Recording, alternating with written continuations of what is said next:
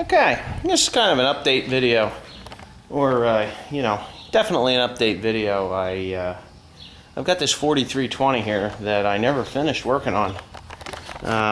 You know, it needed to be resprayed, and I just ran out of time. Yeah, everything else is done. I have to, as you can see, this drawbar here is pretty much egged out almost all the way through. Give you an idea as to how many hours are on it. And if you see right there, I've got a broken, you know, sway bar hitch, you know, sway hitch thing.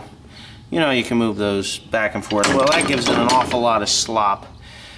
Well, I've got a new drawbar. I picked it up from a farm that I farm. They gave up their farm and operation, and now I farm the place.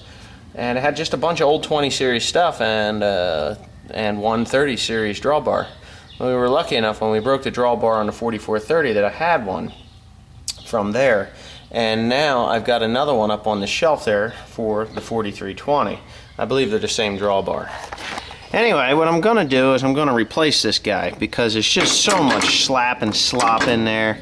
It just, you know, it just needs to be replaced. This power takeoff shaft is new, but everything else obviously is where it belongs. The only thing that is lacking right now is a paint job and two or three cosmetic little gizmos. One is that battery box, it's rotted out. Two is a side screen, and of course the emblems that go on there, and a few dents and dings like this cracked hood and stuff like that, you know, things like that. I did throw a little bit of paint on the block because it was that industrial yellow, because this engine was replaced a lot of years ago when I was a kid. We had a what the hell happened? Oh, the injector pump was bad in it, and this, I mean, I was young, maybe in 1982, just after my grandfather had died. Yeah, IG's Ag Sales put a new injector pump on, and they didn't seal it right, and all the diesel fuel ran down in the crankcase, and my dad spun the bearings on this motor. So since 1982, this engine has been yellow. So now it's green because I just kind of threw it on there to see how it would look. And, you know, I don't know how it's going to come out in the video, but it looks pretty green to me. Anyways, put that side screen, and, you know, there's a dent in this panel here. You can see that crease in there. This thing here, that needs to be worked on. Obviously, the hood needs to be, you know, get this Bondo shit that I had on there from years and years and years ago. I got to scrape that all off and redo it. Once I get it so that it's square and it'll fit right down on those panels.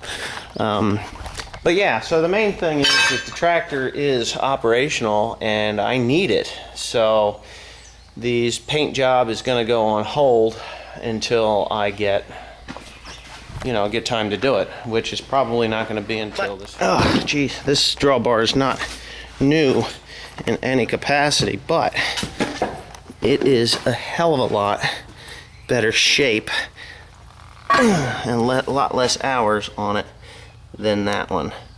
And you can see that, and it is the same exact one. So yeah, I'm going to change that out, and then we'll be in good shape here. I'll show you how that goes. Well, I'm going to take you along underneath this tractor just to show you something about this 20 series that I absolutely hate. If you can see that pin there, it just pops right out. If you saw me just take my finger and shove it on up through there, you could see how easy that thing came out of there. Now, oy, let me show you what the problem is with these pins. See that little tit there on top? Well, there's supposed to be a little steel tongue that locks in up there. Well, they break off all the time. I mean, you just can't keep them in there. So years ago, and I don't know why I don't have it in this one, but years ago I made one of those pins up that would never come out. What I did was I drilled a hole with the drill press right down through the bottom of it, and then I took a 3/4 inch bolt and a lock washer and flat washer, and I ran it up in there, and voila, the problem was solved. It was on my 4020 that I had. Well, I sold the 4020 for pennies, you know. I basically gave it away because it was in my way.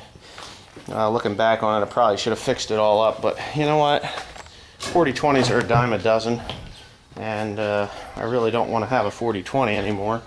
And I used the money for something else. I can't remember what, but obviously it wasn't that important. So anyway, yeah, that's a quick fix for that. Now, if you're in a jam and this thing, you're like spreading fertilizer or something, and that damn drawbar decides it wants to leave you, which it'll do, spreading fertilizer more than anything, you just get an old bunch of grease rags and stick it on top of there.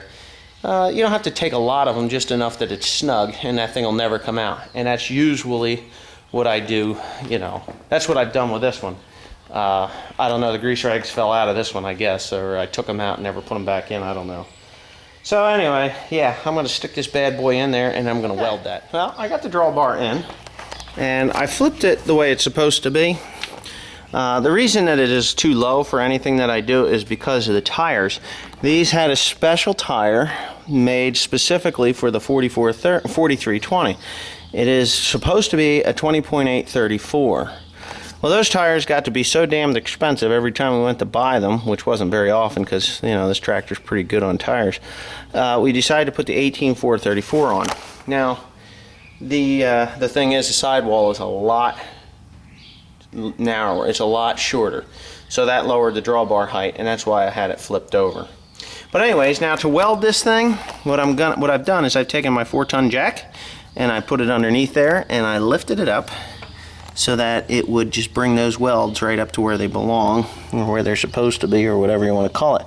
And to be quite honest with you, I think I'm just gonna, I don't know what the hell I'm gonna do. I might take that thing off of there and take it over to the bench. That'd probably be the smartest way to fix it. Then I could grind some bevels in there.